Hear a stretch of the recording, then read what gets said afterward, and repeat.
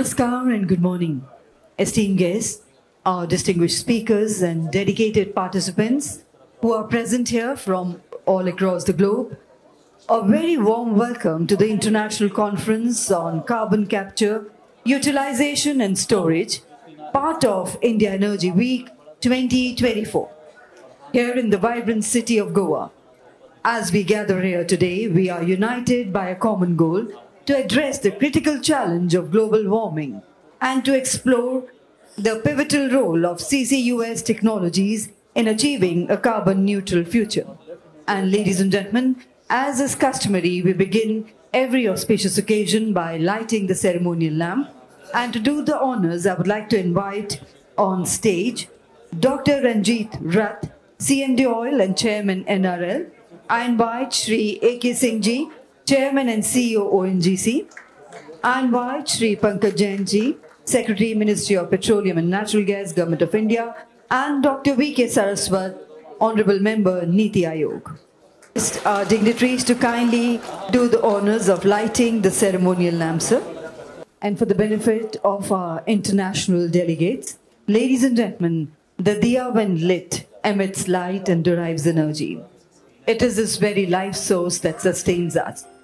And each wick being lit and passed from one to another symbolizes the sharing of knowledge. And we also invoke Saraswati, Goddess Saraswati with Saraswati Vandana. And let's once again put our hands together on the ceremonial inauguration.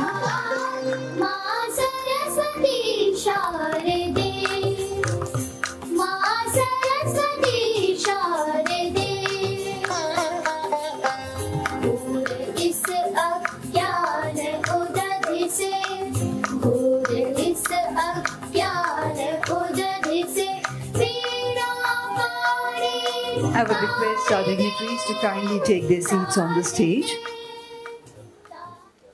Kindly be seated. Thank you. Ladies and gentlemen, today we are honored to have such eminent dignitaries gracing the stage for the inaugural session. I now have the privilege in requesting Dr. Ranjit Rath sir to kindly do the honors of welcoming our dignitaries with a floral bouquet and honoring them by presenting a shawl. We would like to welcome and honor Dr. V.K. Saraswat ji, Honorable Member, Niti Aayog.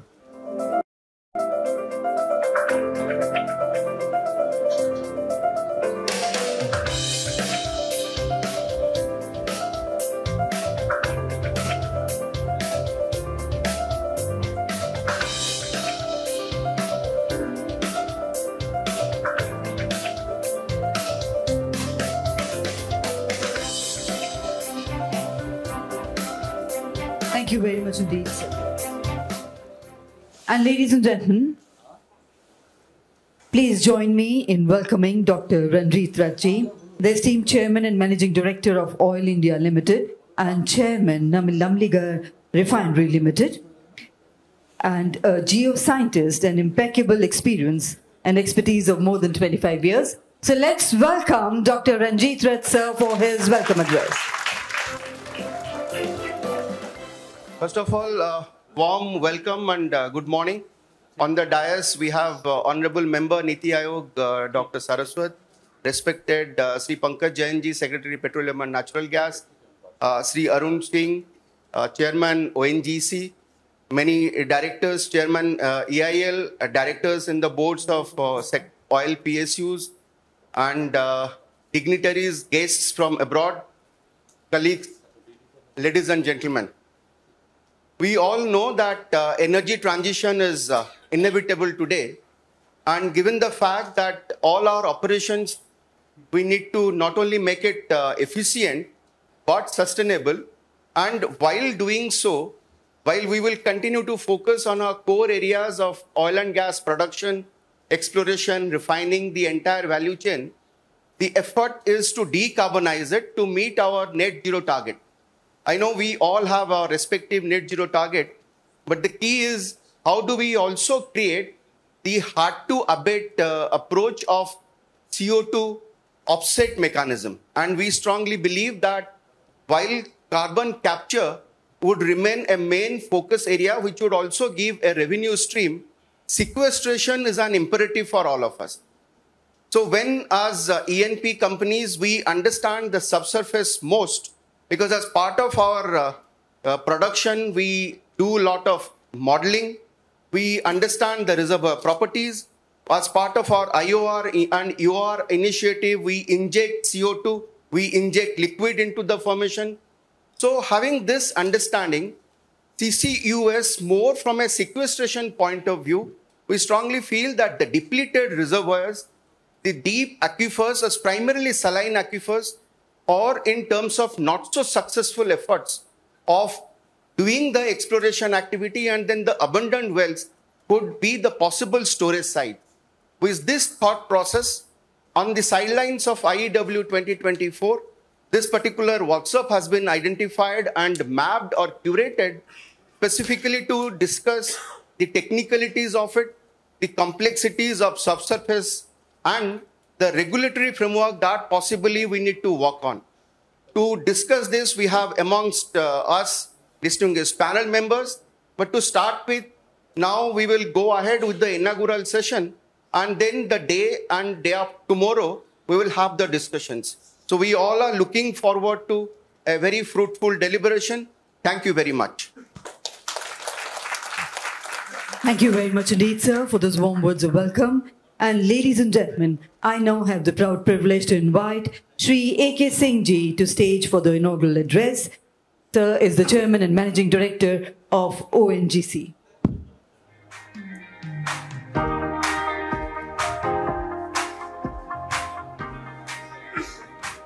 Ladies and gentlemen, I now have the privilege in inviting Shri Pankaj Jain Ji, Honorable Secretary, Ministry of Petroleum and Natural Gas, for his kind address. Let's put our hands together to welcome sir.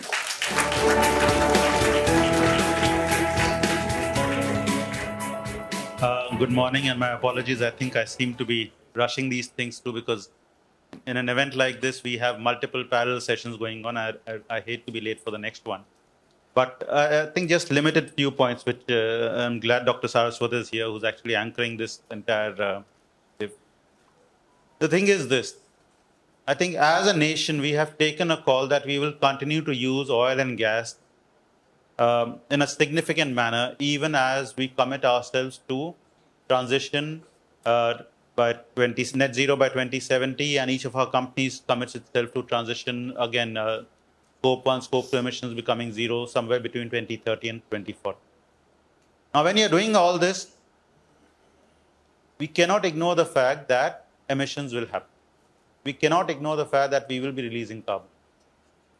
Now, if we do not work on utilization, sequestration, and storage, we actually not only lose the moral case, we actually lose the case to our own citizens.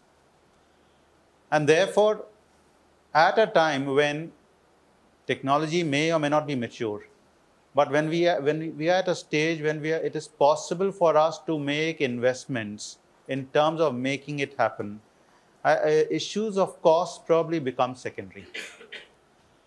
What is important at this point of time is that we experiment, we establish models at scale, even if it means that we are probably spending a little more than what we thought in a steady state we should be doing. But we are still struggling as a nation to actually be able to show the kind of large-scale models which give citizens the confidence that oil and gas does not necessarily mean more carbon in the atmosphere. After all, extraction of oil and gas is producing X amount of carbon, but use of it is probably going to produce much, much more carbon. And until and unless we are able to resolve that, so at the production stage, yes, you can do things like you can control methane emissions, you can control flaring. But when you are actually burning oil or gas to get what you actually need in terms of quality of life, in terms of economic growth, how do you manage to do that?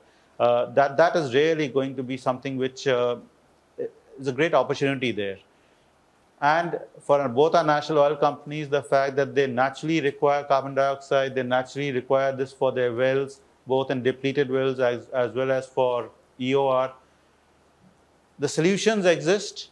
What we need to make sure that we are willing to go the extra mile, make those investments without having to worry too much about, okay, what does it mean in terms of an IRR? What does it mean in terms of immediate returns?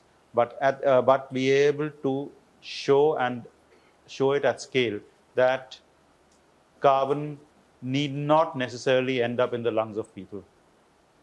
If we can do that, then we also make possible cheaper energy. We also make possible convenient energy, and we also continue to get energy in the form and a form factor that we need for a variety of things. So the whole issue, therefore, of carbon capture, CCUS, and any form of sequestration has to be perhaps assessed in this context, and that is where policy also is trying to take this. Our oil companies will continue to invest in these technologies and demonstrate that this is what we will do, and even if we make mistakes initially, we are happy to do that. We will, because unless we make those mistakes, we're not going to learn. So, and I'm glad that with Dr. Saraswat's guidance, we intend to do exactly this. And I think in the course of the day, he will be sharing some of the ideas and some of the work which has already happened in this, along with what you will hear both from ONGC and OIL.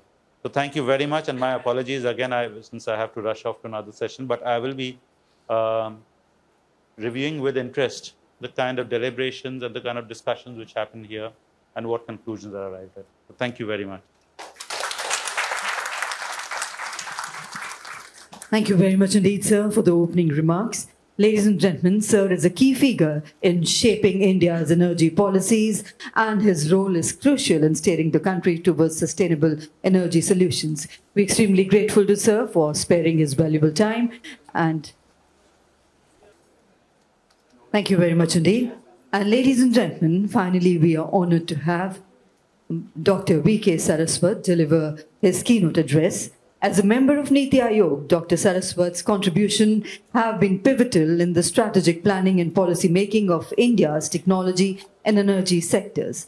His vast experience and knowledge are invaluable assets to our discussions today. And let's put our hands together, ladies and gentlemen, to welcome him. So let me first greet all the dignitaries who are here today. Dr. A.K. Singh, Mr. Rath, Vartika ji, and all the esteemed dignitaries who have some interest in the carbon capture, utilization and storage, because I know that there are other sessions going on parallel and you have shown interest to be part of this. That means there is a significant percentage of people which are interested in actually pursuing this particular area. CCUS has its beginning from Niti Aayog's early first report, which was submitted about a year back. And therein we identified what is the importance of CCS and so on. Many of you might have read that report, and it certainly brings out all aspects of carbon capture, utilization and storage. But the most important part is, why are we needing this CCUS? And that's what I'm going to talk to you. We all know that the carbon dioxide level in the atmosphere today is about 410 ppm, and it is pre-industrial area, it used to be about 280 ppm. The G20 countries, because we referred to this at that time, 85% of the global GDP, 75% of the global trade, and 75% of the world's greenhouse gas emissions in 2020. That is the kind of a coverage. As far as global per capita greenhouse gas emissions are concerned, it's 6.3 tons of CO2 equivalent. And India, normally it is said that India is most polluting, but these figures don't say the same thing. 2.4 tons CO2 equivalent, less than 40% of the world average, and contribution to cumulative carbon emissions between 1850 and 2021 has been less than 4%. Next. If you look at the consumption in terms of energy source, primary energy consumption by source, the global figure is that fossil fuel is about 86% and renewable and nuclear is about 14%. The Indian scenario is fossil fuel is 84% and renewable and nuclear is 16%. So we are almost close to what is the global picture is there.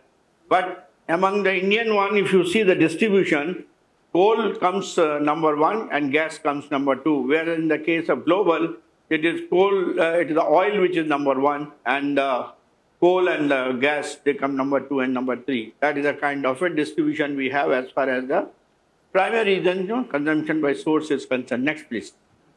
So if you see what are the sources of this CO2, what we are looking of requesting, the sources are basically, if you take the global picture, that about 15.7 billion tons of carbon dioxide equivalent comes in the electricity and heat, 8.22 billion tons come from transport, manufacturing and construction about 6.25, and buildings and others. So there is a distribution given here.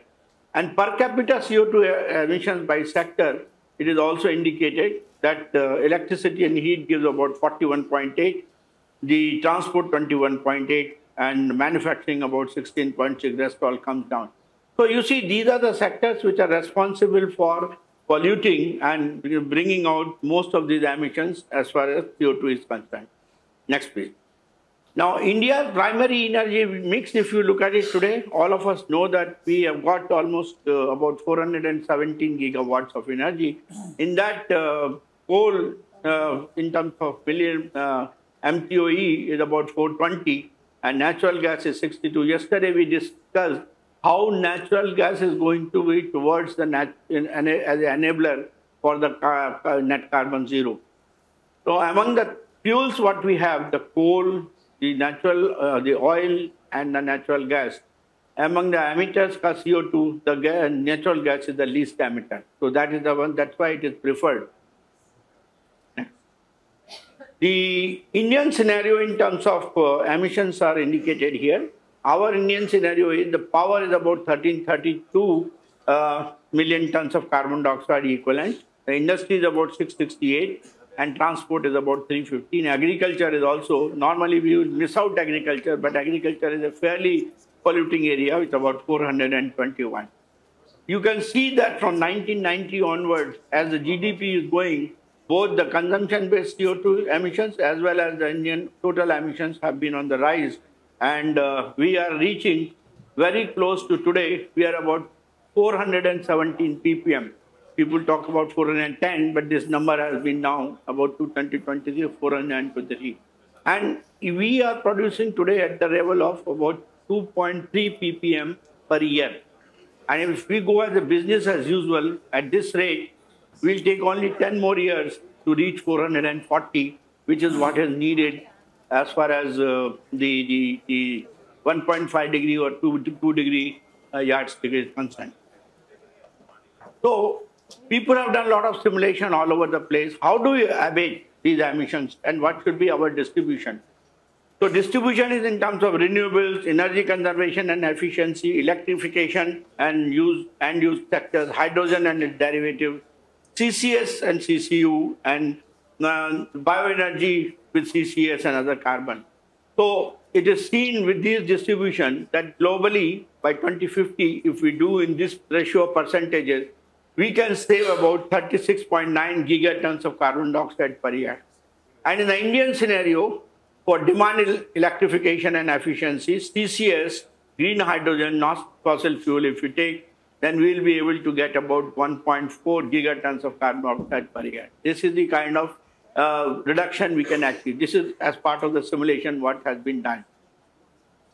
We know that we have made some commitments today. All of us are aware of this, that 50% installed power capacity by 2030, 45% reduction in emissions, additional carbon sink of 2.5 to 3 billion tons of carbon dioxide equivalent through additional forest and tree cover, and achieving net zero by 2070. This is our Honorable Prime Minister's commitment in COP. So what is the kind of scenario as far as the energy demand is concerned? The future energy demand scenario in India in 2047, it has tripled over the last 3 decades as on today. And the share of traditional biomass is falling. Coal and oil retain dominant position. So total primary energy supply 2023 is about 9,647 terawatt, which is about 2.2 times as in the business as usual. If we take, it will be 21,435 terawatt hours. In the net zero scenario, this will become 20,572, which is about 2.1x. Energy demand, if you look at it, this is also going from 6,978, 2.4 times, it will be 16,855, and in the net zero case, it will be 14,995. Share of the coal will continue to remain significant. Today it is 49%. It will come down to 37% in 2047 in a business as usual case. And the net zero case, it will be about 29%. So India has worked out its strategy. We know that net zero carbon situation is not like a switch which can be flipped on and on. So there is a transition strategy in which an integrated energy mix is identified. But it is identified in such a manner that carbon dioxide emissions are controlled at each and every pathway. For example, industrial decarbonization is one thing which we are looking at. And CCUS and CCT becomes the major area in that. The clean coal technologies and carbon dioxide abatement using CCUS. You can use alternate good fuels like cleaner fuels like methanol, ethanol, and ammonia. We are also talking of using the nuclear power, the small modular reactors as a base load provider when the energy is largely from the renewables. Commercial energy storages, whether battery or pumped hydro or whatever is that method. Then natural gas and low carbon hydrogen will continue to remain as major part. So natural gas and low carbon hydrogen, renewables will be the largest penetration. Of course, we are all talking of sustainable mobility in which we will be trying for e-vehicles and also battery hybrid vehicles or vehicles with natural gas for commercial ones and things like that. So this is the total strategy as far as net carbon zero is concerned. Now, in all this game, because there are very many sectors which are difficult to abate, particularly the industrial sectors and mobility. So carbon capture and utilization will play a pivotal role in emission reduction. It is suited for the new and existing fossil fuel-based power plants, a decarbonization solution for hard-to-abate sector, direct capture of CO2 from atmosphere also can be tried out, manufacturing methanol and chemicals using the captured carbon dioxide, and it can enable a low carbon and sustainable future. And these are the various areas in which, like the cement plant, power plants, iron and steel, chemicals, gasification plants, refineries, hydrogen production plants, and direct air capture, where CCUS can be directly applied. It is said that CCUS application-wise, globally, up to 54% of the emissions are addressable by CCUS. And in the Indian context, about 63.86% of emissions are addressable by CCUS. So we are slightly better compared to the global picture because we are working on, even today, largely on the coal-based systems and things like that. So there's a large amount of sequestration possible. Now, what is the process of doing this carbon sequestration? It is basically a simple task where you take carbon dioxide source identification. From the source, you capture and separate. These sources could be power plant, iron and steel plant, cement plant, chemicals, refineries, gasification units, hydrogen production units. After the gas is captured, you subject it to purification. In the morning on the breakfast table, I was discussing with Mr. Rath. Purification of the gas is very important. Bringing it to supercritical condition is very important because for sequestration, so much that you cannot have any water content in that, and that is important. So you need to purify and dehydrate, compress CO2 transport, and then storage and utilization. The storage technologies can be, as many of you have already said, enhanced oil recovery, enhanced CBM recovery, deep saline aquifers, basalts, and so on. And solution for utilization is urea, food and beverages, chemicals, building materials, and polymers. So these are the synthetic cases. And natural carbon sinks, all of us know that the forest and the oceans and the soil are the natural carbon sinks. And basically you will get enhanced weathering and biochar as the enhanced natural process. So carbon dioxide capture can be done in different ways. One is in the pre-combustion phase, where removing of CO2 prior to the combustion and partial oxidation you do, and then do carbon dioxide capture. Post-combustion, where fuel and air, we are not separating oxygen, and combustion you do, you get flue gases, and then you do CO2 capture, and nitrogen as goes out, that is impurity. Of course, oxy-combustion is there, where first the air is subjected to separation, and then you have burning of fuel and oxygen. These two gases will have higher percentage of carbon dioxide, and then you will be able to get a clean, only impurity will be water, so you will have to take care of that. This pathway, there are various methods of doing absorption. One method is the physical solvent method, in which you take feed gas and directly take a physical solvent, and other components will come out. It will get absorbed there. Another one is a chemical solvent, in which you can get carbon dioxide captured on a chemical, other components go out. Whereas the other method is, which is called the adsorption method, in which amine-based adsorbents, metal salt, zeolite, and silica are used for adsorbing on the surface. And the fourth one is a low temperature separation by liquefaction process. So proven technologies of the carbon pathways are EOR, green urea, ammonia to green urea, and food and beverages, use of CO2 in carbonated drinks, modified atmosphere packing, and so on. The new technologies which are to be developed and evolved are building material. For example, CO2 can be converted into aggregate. That will be helpful in concrete bricks, lightweight aggregates, and so on. Mineralization can be done with CO2. Chemicals can be produced like methanol, ethanol, urea, DME, and so on. Synthetic fuels, in fact, a lot of people are today talking of sustainable aviation fuel that can be also manufactured using this process. Polymers like bioplastics, polyether, carbonate, and so on. This chain is quite large. For example, if you take methanol, methanol becomes the primary chemical for making olefins and polyolefins and so on. So you can do a lot of value-added product on that. This figure is from Mr. Vishal's presentation, which says the India's estimated CO2 storage potential is given. In the northern region, we have 7.65 gigatons of carbon dioxide. In the western region, we have capacity of about 3,388 gigatons. Eastern region about 80, northeastern about 47, and southern region about 76 of gigatons of carbon dioxide. Now, a number of people have already experimented the carbon capture. Tata Steel has a plant of 5 TPD CO2 capture from blast furnace gases commissioned in the TSL Jamshedpur. Technology they are using is the amine-based absorption. Future plans to reuse the CO2 with the steel value chain. They want to recycle it.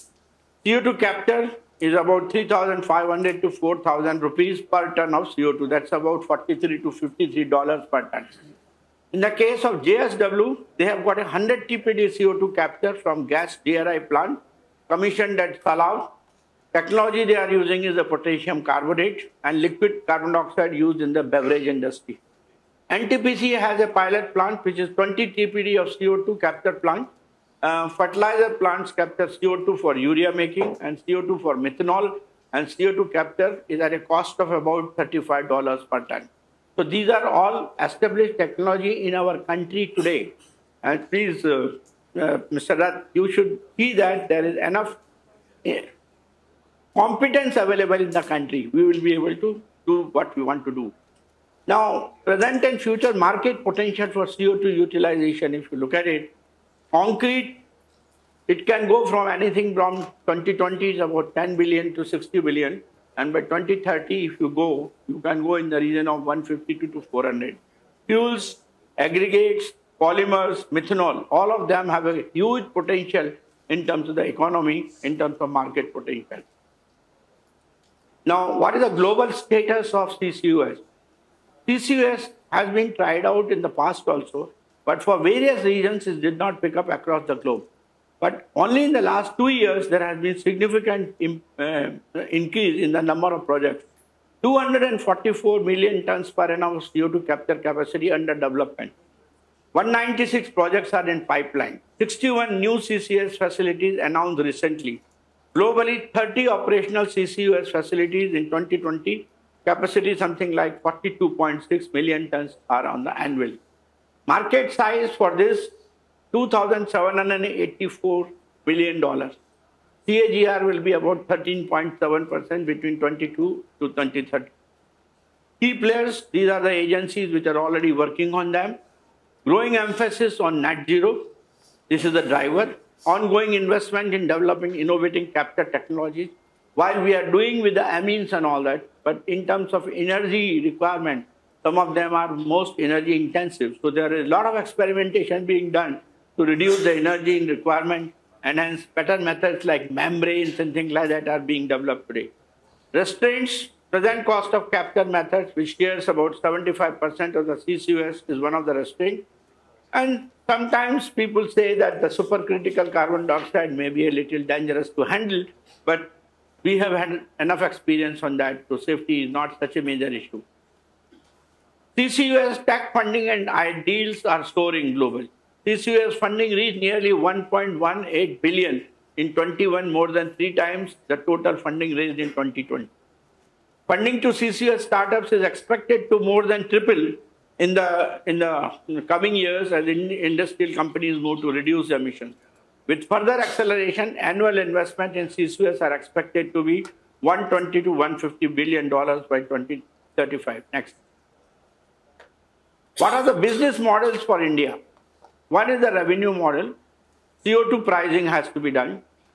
Tradable CO2 certificates have to be issued, and tradable tax credit has to be identified.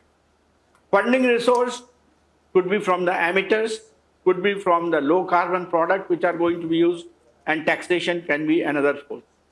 Capital, mostly it will be public grants and loans, emitter and equity, that will be another one, and debt. Risk mitigation should be through long-term contracts.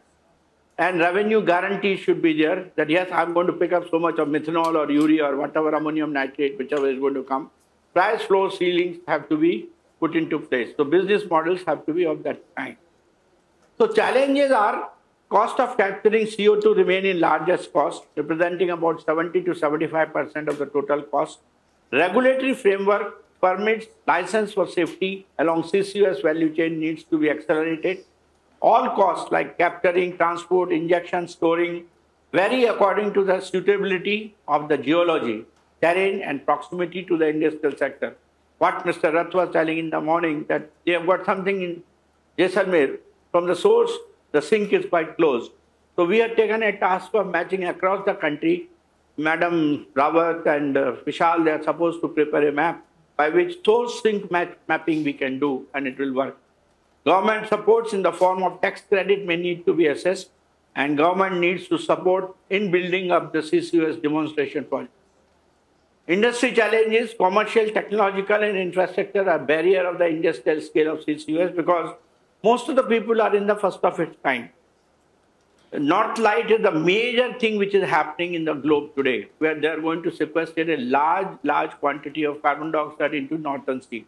Large investment in CCUS need to be accelerated with government support. For ensuring revenue from such investment, there needs to be a market of CCUS that in terms of carbon credit or carbon pricing. Policies and regulations for carbon market, they should be workable. Business models, as I mentioned to you, realize independent financial institution for CCUS fund regulation. I propose that there should be a carbon capture finance corporation that should be set up. And leaders need to develop strategies to create a carbon credit market across key geographies and incentivize private investors by creating attractive financial framework. If we can do that, CCUS will be a reality, and that will be the only short process of reducing carbon dioxide in the atmosphere. Thank you very much.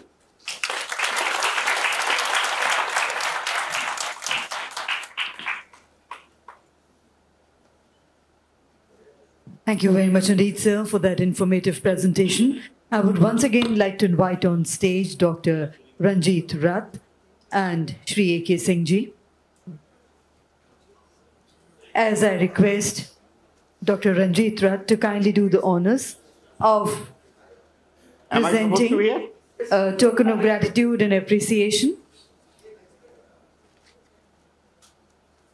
I would request Dr. Rath sir to kindly present a token of gratitude and appreciation to our eminent dignitaries of the inaugural session.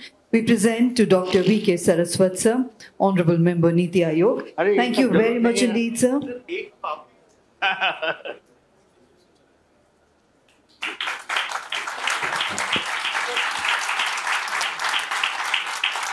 we present to Shri A.K. Singh Ji, Honorable Chairman and CEO, ONGC.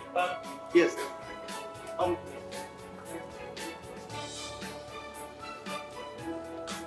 Thank you, sir. So, ladies and gentlemen, now we are all set to go ahead with our sessions. And today's sessions are designed to facilitate knowledge sharing, accelerate the application of CCS technologies, and foster idea exchange. We aim to discuss the potential of this shared CO2 infrastructure, address hard-to-mitigate emissions, and explore the role of carbon removal in the energy transition. For the first session, I would like to invite on stage our distinguished moderator, Mr. Kaustav Verma, MD and Partners, BCG. A warm welcome to you, sir.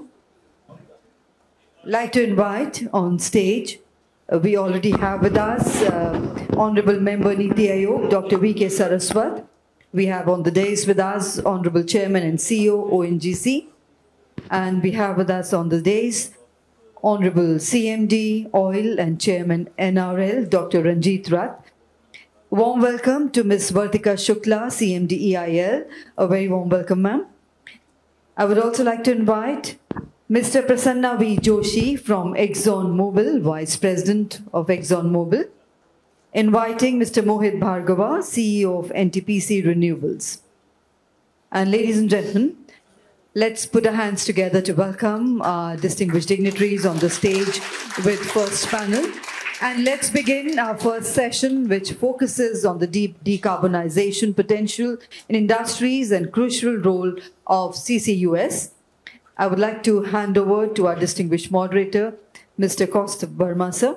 Over to you, sir, to kindly carry forward the proceedings. Thank you so much.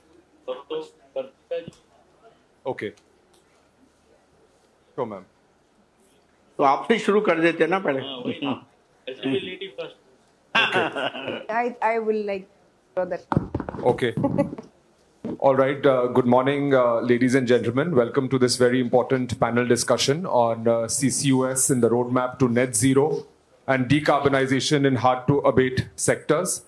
I had a very long context that I was about to set, but thanks to Dr. Saraswat's very comprehensive presentation, I will probably skip that part. But just one data point before we start off.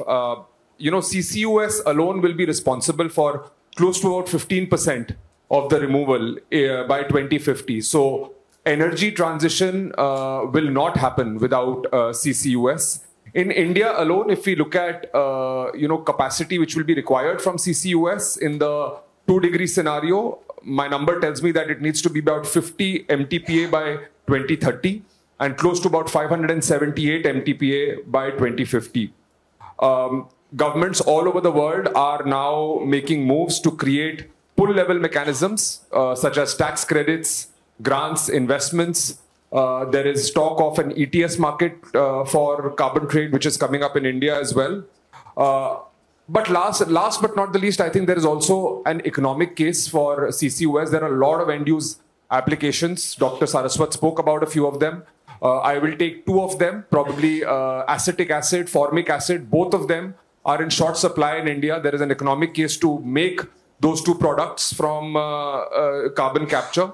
So it really does come down to will, but of course economics will play an important role. Maybe I will start with CMD EIL, Vartika Shukla ma'am. Ma'am, just some broad views on the topic, but also what is the role that technology-oriented and engineering-oriented companies can play in the advancement of CCUS, because technology is going to play a key enabler going forward. Thank you, Kaustav. Good morning, Honorable Member Niti Aayog, my fellow panelists, directors on board of companies and distinguished audience. It's a pleasure for me to be part of the panel. And Chairman ONGC said ladies first, but Kaustav word went first. I would like to be excused early, so I am going to take this one question and try to cover whatever points I wanted to make if there is permission. Member Niti Aayog actually gave an elaborate and very comprehensive, worked out baseline as well as a roadmap for the future. And it is absolutely, the technology is there in India, as so rightfully mentioned, and the action is already happening around. So it is for the industry to take this forward, to give it a force multiplier such that the goal of net zero of 2070 set by Honorable PM, and also in the larger interest of humanity, the abatement of the emission, keeping the temperature down, global temperature rise down is the ultimate goal. So I will straight away go to some business cases, some of which we are involved in the industry. The first one, I will like to look at some of the hard-to-abate sectors, one of which is steel. If we see steel, we are the second largest manufacturers of raw steel in the whole globe. And a lot of our steel also has not only consumption in India, but they are global players on in the market. And if we are aware of the part wherein we are vulnerable to our exports over outside India, particularly when we look at the CBAM in the EU, and we look at the IRA incentives which are in place in the US, it is time that we become more and more competitive to overcome that export barrier. And in that, we are engaged with the Jindal Group for setting up their DRI plant in Angul, the second train. And our teams have developed the complete engineering and implementation of that in the steel sector. Similarly, in the storage, the sequestration part, which Oil Chairman also mentioned in his opening remarks and Honorable Member shared, EIL has a strategic alliance with a German company which is looking at salt aquifers. And members of, if there is an opportunity to work especially in the Rajasthan area where we have a lot of salt aquifers, looking at leaching out the salt and making it suitable for CO2 sequestration, EIL is very well positioned to leverage its own competence as well as its global expertise which is on the table to actually take them forward. Another low-hanging fruit in the country is making sure that we capture the CO2 in our urea production facilities and DAP facilities. The urea specifically, we have done a case study, something like 5 to 7% enhancement of the country's urea production can happen with just the CO2 capture put in place, the most efficient CO2 capture for which technology is available internationally, as well as it is in more or less PRL 7/8 stage, which NTPC has put in their Vindhyachal plant. Going forward, when you look at CO2 route to methanol, again, there are commercial technologies available for which there is no limitation so far as engineering is concerned or putting the project in place for implementation also goes. I would like to also mention at this point that another aspect is the availability of equipment. CO2, when it is to be transported, it has to be very well dehydrated. And when it has to be transported at high pressures and particularly in EOR, we need supercritical pumps. And they are also available globally, not in India so far, but they are available globally. So the challenge of equipment supplies, which was there a few years ago, is no longer there. And we have the technology and the equipment pieces to put in a project to make it viable. So why is it that it is not getting that impetus that it needs to actually see action on the ground. Two parts to that. One is, of course, the development of a carbon market, which is very robust, and the acts internationally have enabled that development of market and carbon pricing to actually make these viable. If you just look at the cost of CO2 conversions or abatement, if you see the coal sector, the coal, especially with the clean coal technologies, compare it to the petrochemical and refining, the comparison is about 1/10 the cost. So if you spend $100 in clean coal, you will spend $1,000 in petrochemical and refineries. So what is it then as a case for point in India? Looking at clean coal technologies for which we have abundant coal, and then going on the value chain for the coal sector. The second thing is in case of the large volume of CO2, looking at the complete process part in terms of products, as you mentioned, acetic acid, and so many other products emanating out of methanol. So this is how we see the space of the carbon capture, utilization, and sequestration. We have sufficient enablers, sufficient resources available right here, right now, and it is up to the industries to make a business case out of it. And from that business case only will emanate the options for policies. As a member mentioned also, there is requirement for policy, like we had a policy for solar, which today is self-sufficient on its own feet. Likewise, we have a policy for bioethanol, maybe biojet as we go along, biogas, for example. Same way, we have to have a policy in place for which we have the studies, we do the studies, we get out what is the capex subsidy or VGF or any other incentive in the fiscal domain which is required as a steady enabler for a project which is seeing the light of about 15 to 20 years of its life cycle. That is how we see as EIL the CCUS story. Thank you so much. Thank you so much, ma'am. I think the point on a national CCUS policy is absolutely well taken. And thank you so much for your time on the panel. I do believe you have a back end, but thank you so much for your views. Thank you. Maybe I will move next to Mr. A.K. Singh, sir, Chairman and CEO, ONGC.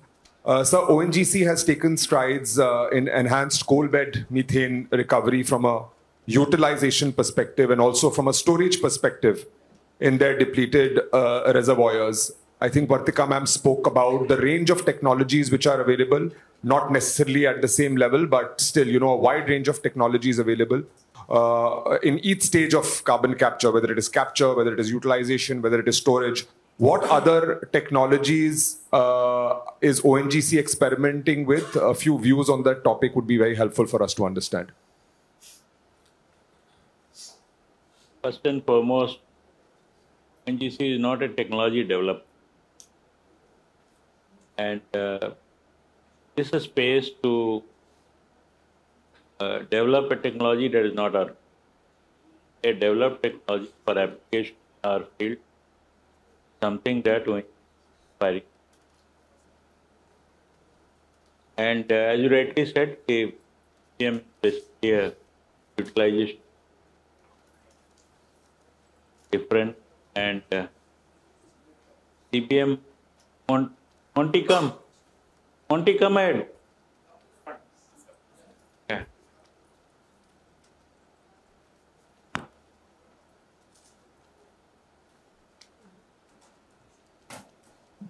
But 2-3 things which ONGC wants to definitely collaborate and maybe jointly develop. Something that ONGC has already brought down flaring substantially, but last mile resistance of reducing further flaring and also methane emission methane capture or methane emission, bringing it down to zero by 2030. There, yes, you might have noticed yesterday, paper, Director Exploration ONGC signed a MOU with one of the oil and gas multinational for helping us or developing a technology. They have some technology, so helping us to reduce our methane emissions in our normal oil and gas operation. Now, third area, which is that it is carbon storage or CO2 storage, or second area or alternately using CO2 for enhanced oil recovery. But the challenge of this front is economics and massive economic issue, unless you are prepared to take. So here in this space, there is a global, at least country dilemma is that if we do all this work, it is very capital intensive. And if you do all this, and naturally at ONGC level, we have decided to dedicate some of our resource towards these activities of making a planet a little better place to live. But we have our limitations. We'll go up to a point and then, so therefore you would find that it is not picking up the momentum that it should have picked up. In US, IRA came, Inflation Reduction Act, and is giving almost tons of money to, here our friend is here, he will brief you that what US government is giving to Exxon for storing per ton of carbon dioxide, right? So that kind of, support, I think, is when it comes, maybe a mix of government support and mix of companies can do some work, but still it will have limitations because that's what I keep saying, that we will limit, unless the taxation structure or carbon, but then the next question will come that what will happen to our poverty alleviation, what will happen to, because so far in cumulative share of greenhouse emission, Dr. Saraswat rightly showed, only 4%. 17% of world population has contributed only 4% to the problem. And now problem is that for growing our country and our people, quality of life, we need energy. And if the cost of energy usage become prohibitive, then naturally the growth will get restricted. So we have been always saying that it is always a question of equity. Those who have polluted, they must pay more. Those who have done so far, they should pay, because global, planet we share equally. So if it is bad for everyone. It is good for everyone. But at least there is a question of equity here and fairness. So now coming back to the technology, your main question, we are pursuing 4 paths that you are aware. We have given this, at least I have said 4 or 5 times, that one is what you said, CBM is one thing. We think that at least we are capturing that methane that was, going to air, and methane, methane is 80 times more, pollutant in GHG than carbon dioxide. That is, we can do. Second, we prioritized on capturing methane. Because if it is greenhouse emission problems, at least is methane side, we can work a lot. And we are conscious towards this, that will bring methane emission to zero. Then third thing comes carbon, CO in Gujarat. We had planned for, we have a lot of depleted reservoirs. So we had planned to either store natural gas there or do this, greenhouse carbon dioxide storage. That project, Dr. Saraswat is aware, he is spearheading it with IIT and our Director Exploration. So hopefully in a year's time we should see some movement. But again there, somebody has to decide up to what limit we can support such initiative if it is economically not viable. So economics is something that, but technology-wise, there is no issue because world is already doing it. They are already doing. Exxon is doing in Gulf on the coast of Gulf of Mexico, if I'm right.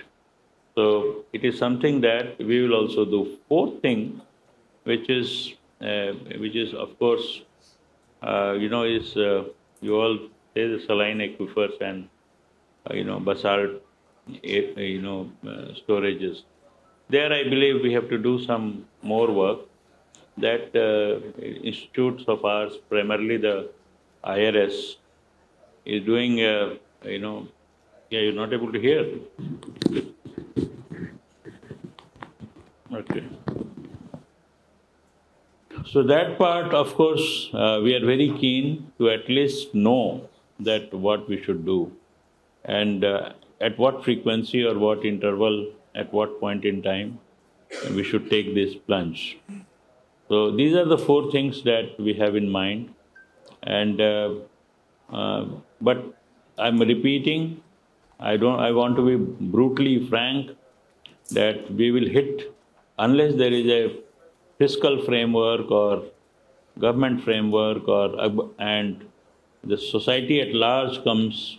We will have a limitation to go up to a point. Beyond that, society has to take over to decide what to do and pay for it. And paying for it, because it's very frightfully costly, proposition for our country. We have two choices to make. We don't have as much wealth to do this, because our primary role is to lift the quality of life of our people, which is 1/3 of global average. In fact, this is something that at least we should be global average. But we are conscious that what we are doing, but we'll have our limitations. I want to be very frank about it. Thank you so much, sir. The point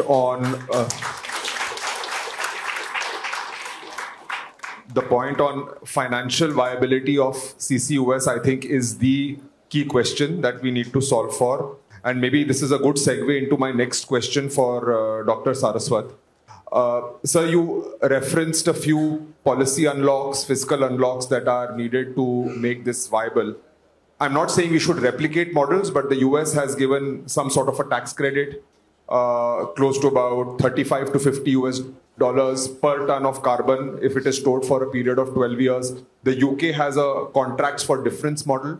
Just wanted to understand from an India perspective, considering, our budgetary constraints and, the avenues where we need to spend public money on, what do you think can be the possible fiscal unlocks? I will keep the national CCUS policy aside for now, but from a fiscal incentive perspective, any thoughts in your mind which need to be implemented?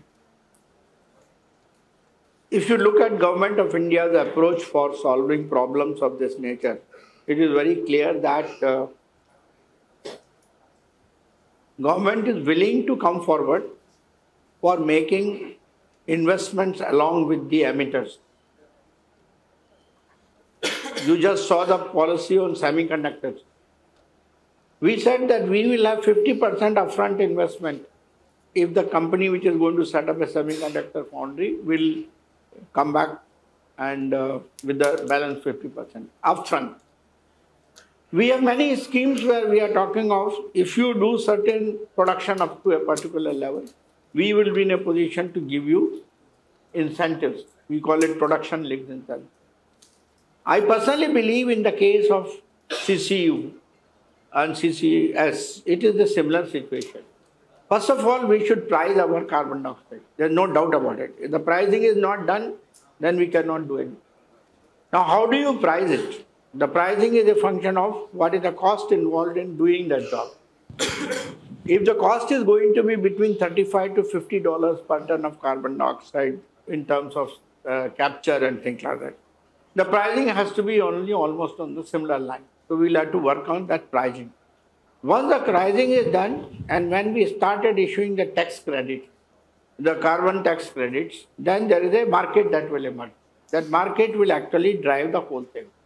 Now the issue is what Dr. Singh has mentioned, that we have a problem of that the emitters are ready to go only up to a point. Now when they are going to go up to a point, we do not know what is that point, because we do not know what is the right now investment in doing that. We don't have solid figures. This morning I was discussing with Dr. Rath that what is the cost of doing sequestration in an oil field or in a basalt rock, or it is going to be. So we have to make our own budgetary estimate based upon the technology inputs which are available today from various sources. While we can take some data from the foreign companies which are already engaged in this job, but my point is estimates for the Indian ecosystems are more important, because we have often found that the estimates that come from the foreign countries, they are not so much valid in India. So we have to see take the experience of ONGC in doing the kind of work they are doing in the drilling operations, where they are laying the pipelines. We have to look at what is GAIL doing for doing the transmission of gases and all that. So from that data, I think we have to create our database and arrive at a figure of what are the type of investment that is going to happen. If that investment is known to us, then what Dr. Singh said, he will be in a position to say, okay, this is the investment, I can do 50%, 60%, 70%, balance has to come from somewhere. And based on that, the policy, what we are talking of, which Vartika also mentioned, the policy figure will come. That, look, we are expecting capital investment in carbon capture and utilization, so much, carbon capture and sequestration, so much. So for both the streams, these are the kind of figures. If these figures we can arrive at, I'm 100% certain that government will give you a policy framework in which the upfront investment from the government or PLI kind of a thing will emerge. Market of the carbon has to be evolved, because then only there will be incentives for people to get into that. How much of carbon dioxide you have saved, you get a credit for that. And that credit you can exchange with those who are looking at that. So carbon taxation comes into picture. Carbon taxation, carbon pricing, carbon credits, all three have to become an initial estimates of all these projects, whether sequestration or otherwise. Particularly sequestration, because sequestration is not a revenue producing stream, whereas utilization is a revenue producing stream. So you can get some percentage of return on selling methanol or urea or whatever that, or acetic acid. So that can offset your investment to a certain extent. I don't think it will be 100%, but to a certain extent it can offset.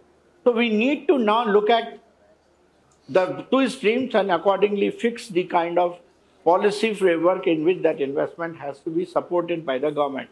I have no doubt on this point that CCUS cannot be done purely on the investments coming from the emitters alone. It has to be government plus emitters put together. So it's a public-private partnership. That is what would be expected in doing that. But to arrive at that figure, we have already started working with the Ministry of Steel. In the Ministry of Steel, there is a committee today which is looking at what will be the cost of doing sequestration. So we are working on that. I think many of the people who are present here are part of that. Obviously, once we get that, we will be in a position to come with that figure. In that, an overall scenario also has to be developed, because what is the longest distance to which we have to do the sequestration? So source to sink matching becomes very important. What is the source? How many sources are there? And what is the nearest one? Should we go for a group or should we go for an individual one-to-one kind of a thing? So these are the various technical issues that needs to be sorted out. Once that is sorted out, you will get an overall framework, what is the maxima and what is the minima. And then the policy will be driven in between accordingly that. So I think this work is in progress. But I am of the opinion that we should not wait for this work to get completed, because there's a lot of data which is missing even today. So world over, people have done what is called first of its kind.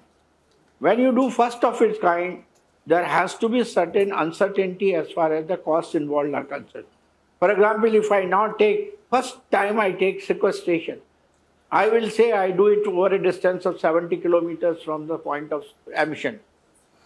So I should do an estimate and try out what is going to be, because that will tomorrow become a benchmark for me to extrapolate or interpolate whatever will happen. So first of its kind plants for sequestration have to be done. As far as utilization is concerned, enough data is available today now for capturing carbon dioxide. What is not available is probably for some of the chemical plants which has not been set up. Carbon dioxide to methanol, we have data. Carbon dioxide to DME, ammonia, all this data is available. What is not available probably for acetic acid, may not be for aggregate and things like that. All those first of its kind experiments can be done offline. For that you don't have to do sequestration. You can take methanol, you can take ammonia and start doing your work, chemical engineering, and arrive at a figure what is the cost involved. And add the cost of collection and things like that. So significant amount of work has to be done by this community who is sitting here. And with that amount, we'll be able to arrive at figures. Those figures will help us in laying down the policy. Thank you so much, Dr. Saraswat. Clearly, from a financial perspective or even from an implementation perspective, there is no single silver bullet. I think there are multiple things that need to be worked on in parallel. Moving on, I'll come to Dr. Ranjit Rath, Chairman and Managing Director, Oil India Limited. So, Oil India has a viable use case. As many of you know, IOCL Digboi and Oil India's fields in Naharkatia and Dikom in Assam share a symbiotic EOR relationship. My question is, what can possibly be done to further scale up this model, sir? And I believe there is a presentation, so I'll hand it over to you. First of all, thank you very much for having us here. And sir, to take the cue from your presentation. Take the cue from your presentation, what in Oil India we have done is to see that, and this piece of work is primarily focused on sequestration. While we understand carbon capture and utilization is chemistry driven, chemical engineering driven, sequestration to us is subsurface. So considering the global best case practices which is underway right now, we did a brief overview mapping of Indian geological setting for that matter. So this is not coming here. Your voice is audible. No, sir, I'm putting up a screen actually. Oh, so. okay. No, it's not here. No, I don't need to see the presentation. I thought the panelists would see the presentation. I don't need to see. I know what the presentation is. So, sir, what we did, I mean, for everybody, we created the source points of India and the entire geological map, because unlike any other country, unlike any other geography, we have multiple formations and our source points are spread across. But before bringing in the concept of source and the concept of finding locations to sink or create sequestration opportunities, what we thought that there are few other considerations which should also be factored. Rather than looking that India could anywhere, any sedimentary formation could considered for sequestration. So having done that and being part of ENP ecosystem, we have about 26 sedimentary basins. But beyond 26 sedimentary basins, unfortunately, we have our focused attention or the data availability is primarily only on category 1 basins. The category 2 basins, we do not have much of a data. Category 3 basins, we do not have much of a data. But beyond this, what is more important that we felt, there are some factors which needs to be considered. Number one is the seismicity of the area where we intend to undertake large-scale sequestration. So that seismicity, when we plotted it on the geological setting map, it creates an exclusion. Of course, it's a matter of study, but how much seismicity is an acceptable norm? Will it open up any trapping mechanism? Will it trigger any fault seal failure? So that becomes one of the major factors. The second is the population density index of India. Can we undertake sequestration wherever, in whichever sedimentary basins we desire to? No. We have a very densely population in spreading over the country, and that tells us that whenever we would go for any sequestration or carbon dioxide sequestration at a larger scale, monitoring or leakage of that becomes a paramount consideration. So areas which are having lesser population density could be a possible target. The third component, okay, seismicity I have already discussed. The third component is now what are the major emitters? Oil and gas, we have array of refineries spread across the country.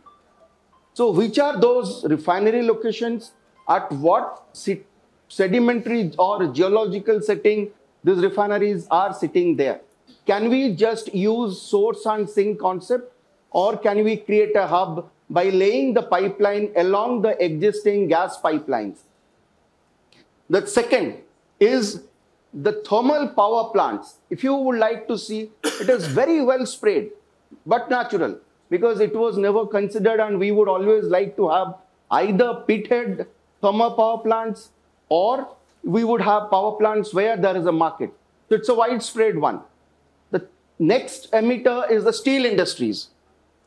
The steel industries are primarily located where we would have normal iron ore formations, or where we have iron ore and limestone formations, or wherever we have all the three things sitting. So this also creates a kind of source, but can we locate the sink right there? The fourth point is the cement plants. This is another unique case. Wherever in the country we have limestones, we would have cement. Now at that location, we would definitely, as a geologist, we understand we will have intercalation of sandstones and limestones. But do we have enough data per se, or enough data point to establish the porosity or the storativity of CO2 in those areas? Unfortunately not, because the quantum of exploration that is undertaken for the purpose of limestone or development of a steel plant is not adequate to consider them for the purpose of sequestration. Next, so these are all problem statements. How do we go about it? So basis the knowledge or the data points that we have through seismics and the extensive drilling that we have done for the purpose of exploration of oil and gas are the candidate sites for the purpose of sequestration. Because we understand the formation, we understand the trap, we understand the reservoir characteristics, we understand the formation salinity, we understand the formation pressure, and in the large scale EOR or IOR that we have been doing, we understand what is the injectability of natural gas or any medium that is used for EOR. So basis this, of course, this is more of a regulatory framework that we are looking at. What we have done, we have shortlisted 13 wells from one of our mining lease area, which is located on the westernmost part of the country. So I will take you back to the India map. So it's a category 1 basin on the extreme west. On the extreme west, we have a mining lease where we are producing natural gas, and there are wells to be abundant available there. And we have a couple of depleted wells also there. Plus, we have an operating field in the extreme northeastern part of the country, where also we are having access to pure carbon dioxide from a petrochemical plant, and also carbon dioxide available from refineries. Now, the difference that we have studied, in a petrochemical plant, the purity of carbon dioxide is very high. So the basic thing that we need to do is dehydrate it. And in case of a refinery, we need to remove the impurities and dehydrate it. After that, a pure CO2, we will be able to handle it. So what we did a screening mechanism, studied 13 wells. Now we have shortlisted 5 wells, which has given us a total capacity of about 5 million metric ton of storage. The formation that we are talking about is a sandstone. Thickness ranges from about 20 to 40 meters. Porosity is in the range of 15%. So we are just going into taking up the project to take up that pioneering steps for carrying out a sequestration on a pilot scale. Very good. So that's what I thought I will share with my opening remark. Thank you. Wonderful. Thank you so much, sir. I think it exemplifies the role that geologists and people deep into rock sciences can play in saving the planet going forward.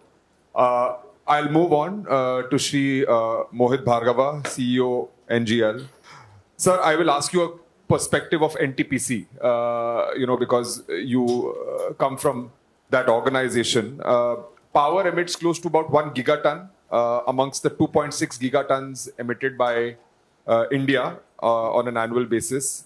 What is the role that power generators can play in the CCUS journey going forward? I know NTPC itself has taken some very, very advanced measures, whether it is calcite lubing for carbon capture, whether it is looking at capture from fuel gas, but just wanted to understand your perspective in the role that power generators can play for in the CCUS journey in the future. Thanks a lot and good morning. Am I audible? Yeah. Okay. Thank you. So thanks a lot, and so this is the CCUS thing, and I believe CCUS has been under discussion for. Dr. Saraswat sir is here. Maybe we have been discussing CCUS for the last 20 years, maybe even more. And you're absolutely right. In terms of emissions, you said the power sector emits 1 gigatons. I think we are close to 30% of that as NTPC. So we are by and large, I think, the largest emitter in the country. So believe you me when I say that we are deeply invested in abating carbon dioxide, capturing carbon dioxide.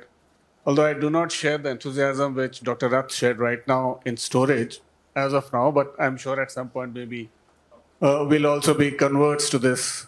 What we have looked at very closely is that carbon capture is not a challenge.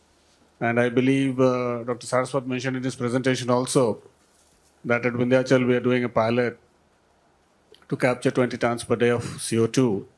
But our goal has always been to look at the utilization portion, because we feel that the amount of CO2 we have in India alone and globally if we're looking at is such large that we don't have enough caverns in the world to actually put all of those CO2 every year for the next 30, 40 years at least, if not more. We feel ultimately we'll have to look at the utilization options. And one of the things we are actually excited about is converting CO2 to methanol.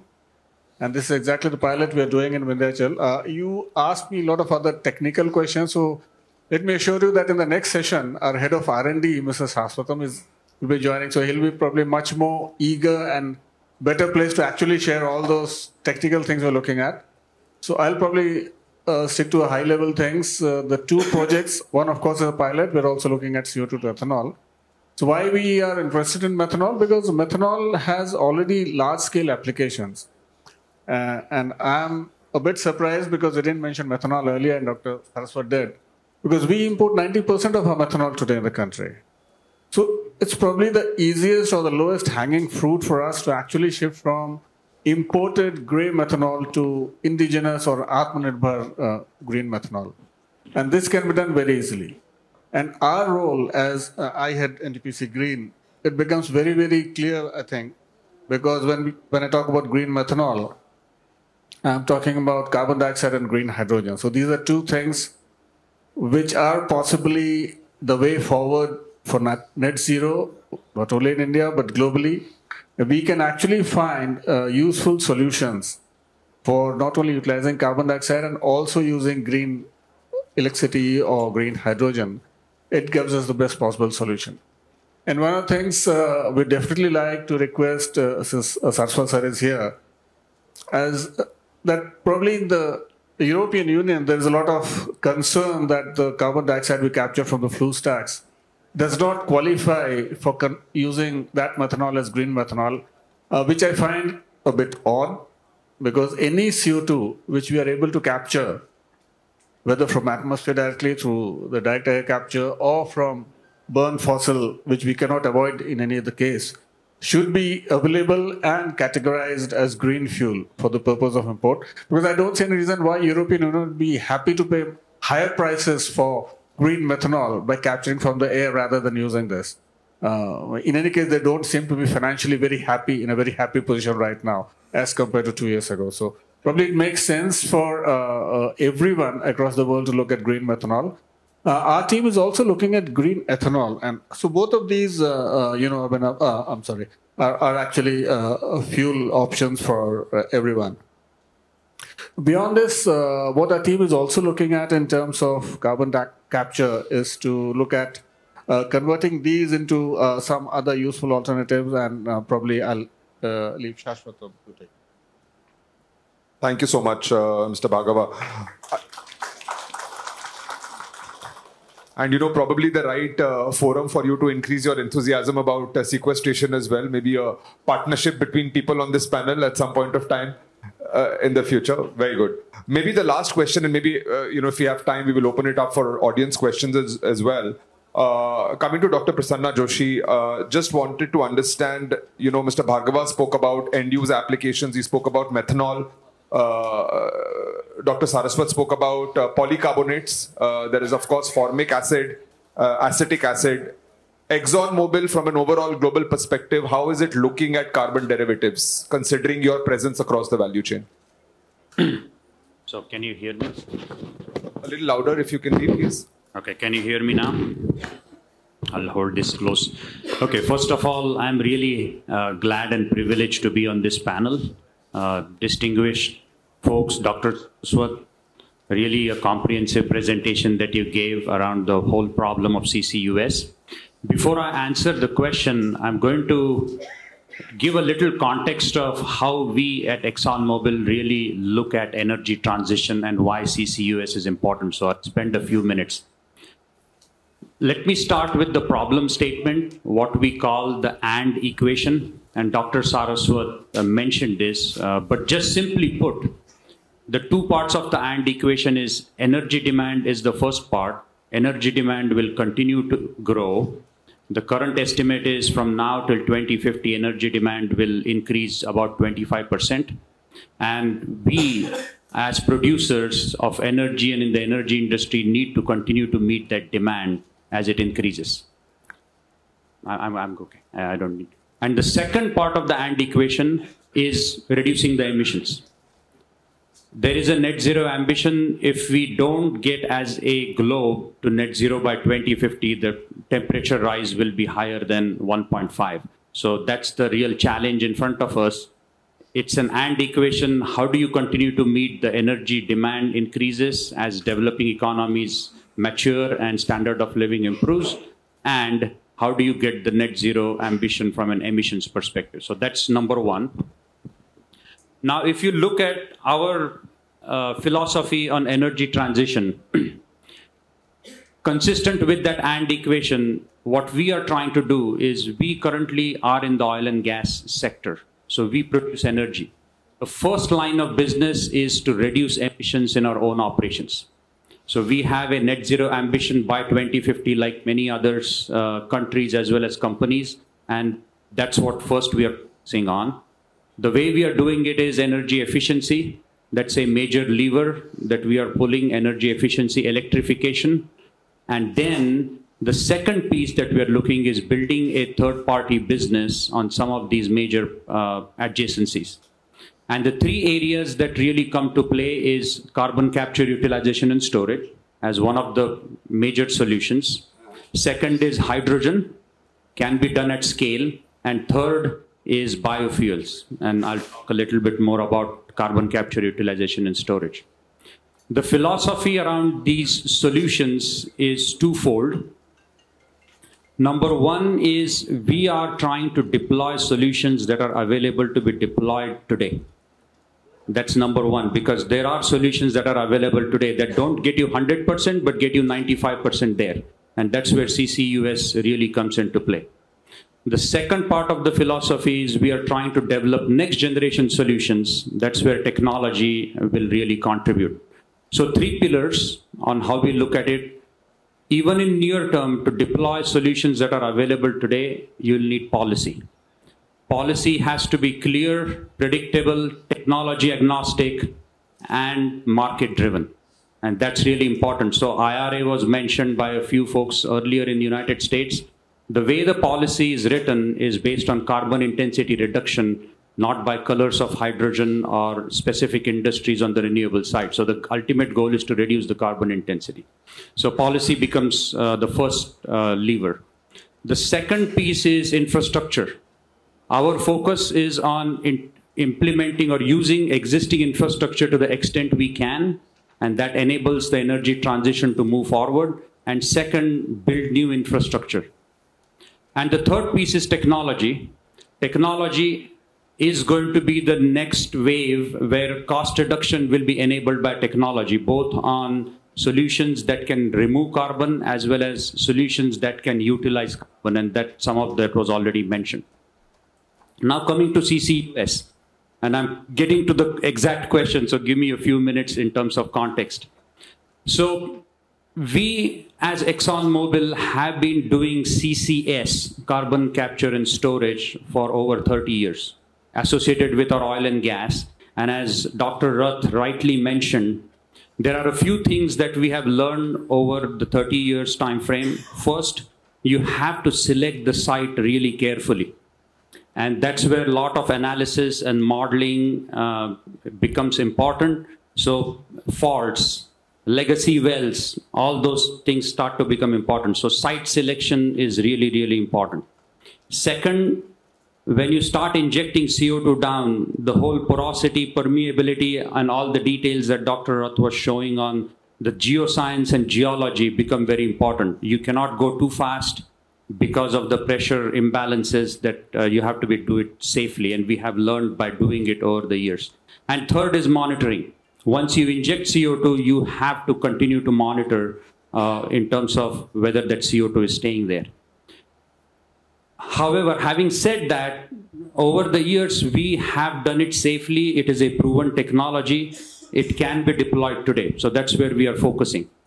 Now, policy enabled, the IRA is really enabling some of these projects. We have announced 3 projects in the Gulf Coast of United States. And the projects that are in the money, so IRA gives you $85 a ton of tax credit for doing CCS or CCUS, or storage in this case. And what are the projects in money is high concentration carbon dioxide streams, because the technology is available today. Technology is cheaper, as Dr. Saraswat mentioned, somewhere between $30 to $50 a ton, and the $85 is enough to cover the costs of the entire value chain to do CCS. So we have a project with Nucor Steel, so steel sector. We have a project with CF Industries, ammonia fertilizer sector, and a project with industrial CO2. And these 3 projects combined add up to 5 million tons per annum. That is equivalent to about 2 million vehicles of IC engine, removing those off the road. And that is same number of vehicles, electric vehicles, sold in the United States by end of 2022. So what that shows you is just 3 projects in CCS can have a very significant impact. And this is just where we are starting. If you look at IEA, the projection is CCS is going to be needed until in gigatons, not million tons, but gigatons, which is billion tons. Okay. Now coming back to your question on utilization. So CCS is available today. The next generation of technology is going to be utilization. Utilization today, the solutions are either small scale or very costly. So those are the 2 challenges on the utilization piece. The way we look at it is methane is a molecule that has both carbon and hydrogen. So one of the pieces of carbon, before I get to the CO2, is you can split methane into its elemental components by solid carbon and hydrogen. And solid carbon is a utilization play because you can find uses for solid carbon right there. There is a pyrolysis technology that exists, and people have been developing that. So that's one of the things that we are looking from an utilization perspective. Now, if you come to CO2, As Dr. Saraswat mentioned, mineralization and additive for cement industry is other area that we are focusing in terms of utilization. And then methanol and sustainable aviation fuel.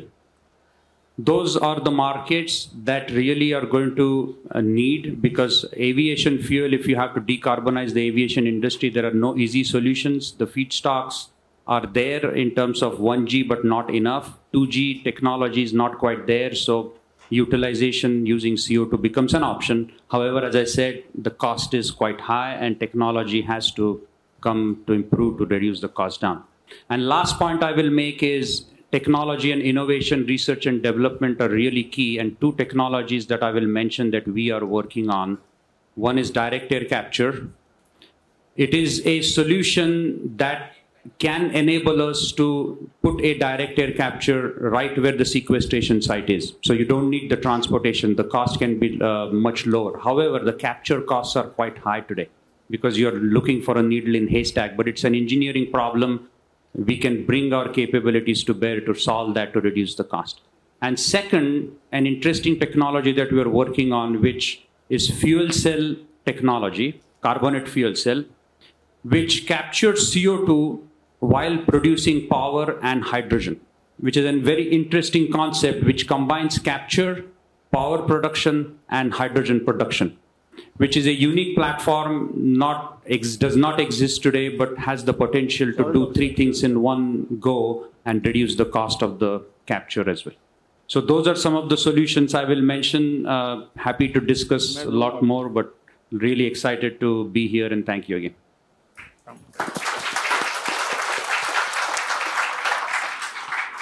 Thank you so much, Dr. Joshi. We would have really... Can I have last? Yes, please, please. Yeah, first open to the audience. Means I'm told I've run out of time, but would love to maybe take one or two questions if there are, but we are at the top of our time, so I would just respect the audience to be mindful in terms of the length of the question, that's all.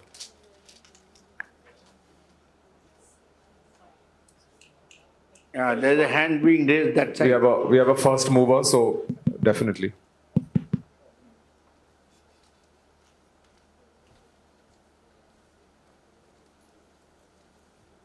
So my question to Ranjit sir. Sorry, can you just be a little louder, please? Yeah. So my question is to Ranjit sir. So how do we go about connecting sources and things, especially for the industries which are not there in clusters and hubs are not possible? So maybe I'll repeat the question. I couldn't hear the question. Yeah, Can sir. you be louder, please? Yeah. My question is how do we connect the sources and sinks, especially where the industries are not there in a cluster and hubs are not possible? Yeah. It's like this. That is the most crucial challenge for India.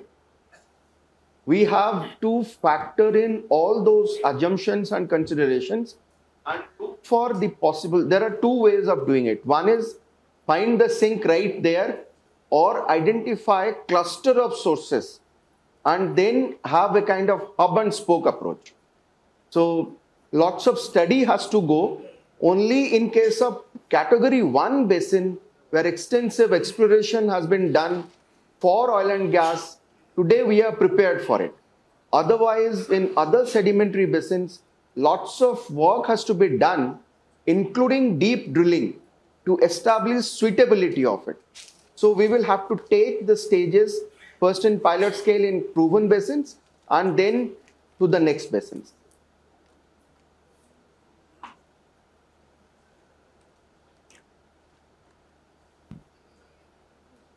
Sir, when you look at the cost of investment in... Louder, please.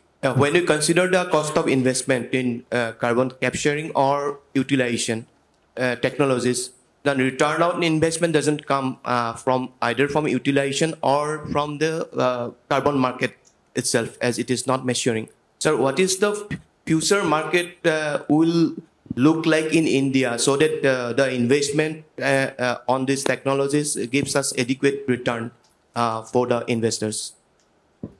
I think my presentation gave you fairly good idea what is the rate at which what CAGR is going to be 13.7%.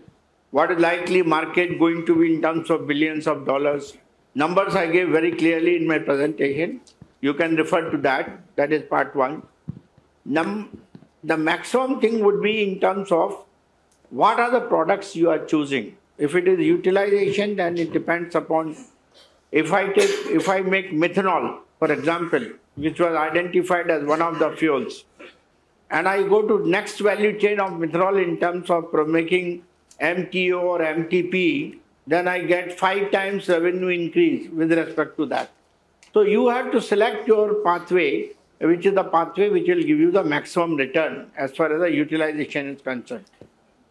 As far as sequestration is concerned, sequestration does not give you a return, but it is only a question of carbon credits which you are going to earn based upon the number of or the quantity of CO2 which you have sequestrated. So that will be your trading platform, which you can earn some money out of it. So this is the way the market will work, but you have to select the right approach. If you have the right approach, there will be a positive. If you have a wrong approach, you are not likely to have positive. All right, great. I think we are at the top of maybe one final question because we have the next panel discussion lined up. Maybe one final question and then we will close, sir. Yeah, good morning, sir.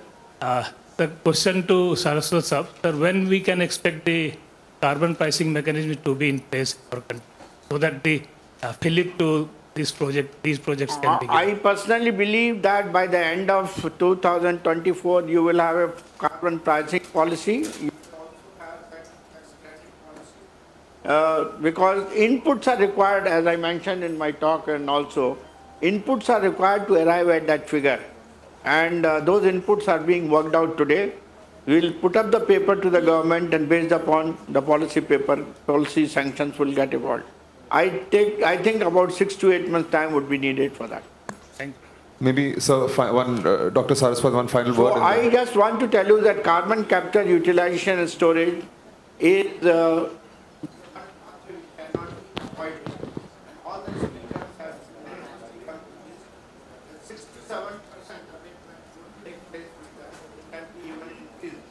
upon what we do.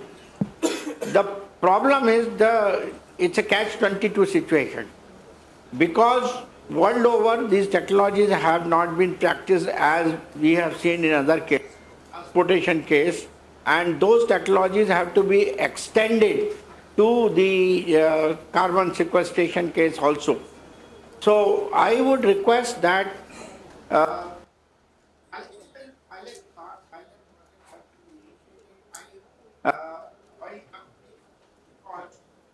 sequestration kind of thing cannot be done in IIT or we don't have that kind of. At the most, we can do simulation. At the most, we can do simulation. At the most, we can do some kind of geological studies. So, the experimental things that we done by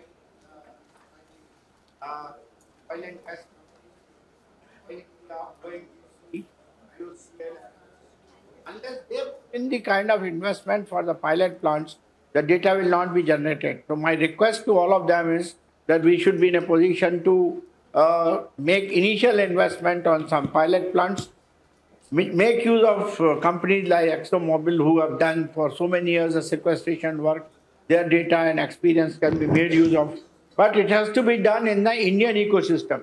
As all of us have realized that sequestration is geologically, it is not, it depends upon what geologies you are working on, what is the source sink mapping which you are doing, and based upon that only it will happen. So it is now up to us to take it forward. Let's not wait for the policy to happen. If you are going to wait for the policy to happen, then catch-22, I mentioned, we need data for policy. And for creation of data, we need pilots. So this is the kind of a thing that has to be done. Thank you.